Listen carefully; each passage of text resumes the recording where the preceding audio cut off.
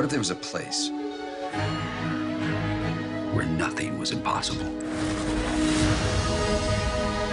Where you could build whatever you were crazy enough to imagine. A place where you could actually change the world.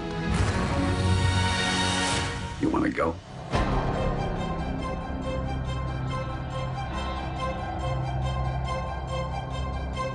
I think that we wanted to make an old school adventure movie. I definitely think that there's sci-fi elements in it, but we wanted it to feel a little bit more like Close Encounters did, a sense of discovery. It's sort of like a throwback adventure in a way. I think people will enjoy it. As end of the world movies go, it's the upbeat one.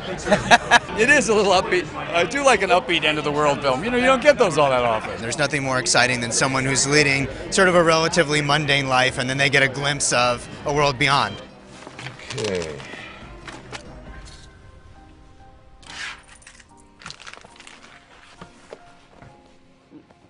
That's not mine. What's not yours? The pen.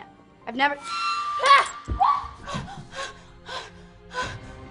Building the world was obviously difficult, and when you're trying to do something original, you're staring at a blank page. There isn't something to base it on. There isn't a movie that came before it or a comic book to adapt. So while that's enormously exciting, it can be very, very daunting as well. Once you get on a large canvas these days, it's kind of like you need to be a familiar name or a sequel or a remake or a reboot, and this was an opportunity to have a large canvas but do something absolutely new, and I think that's what attracted George Clooney to it. First and foremost, it was to work with Brad Bird. Great guy, wonderful talent.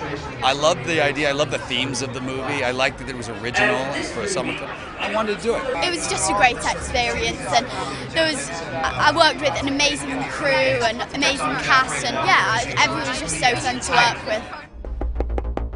What do you want? I want you to take me to the place I saw when I touched this. Where'd you get that? I know that you were there. Who are you, kid? They followed you here? Who? John Francis Walker! You are now harboring a fugitive element. Release her to our custody. You have 1 minute to comply.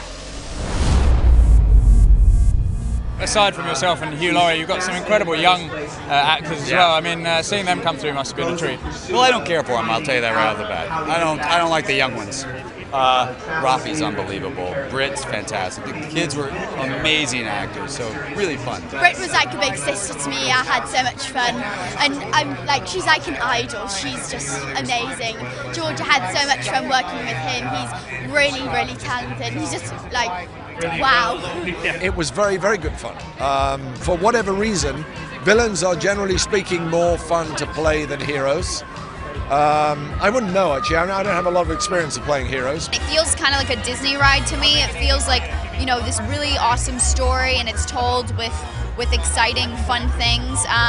But it also has a really sweet message. It's a fun ride, and that's sort of the job we do, is to try to give people 2 hours of a fun ride. I think it says that we're in control of shaping our future, and that's not what people say as much anymore. But I think they should, don't you?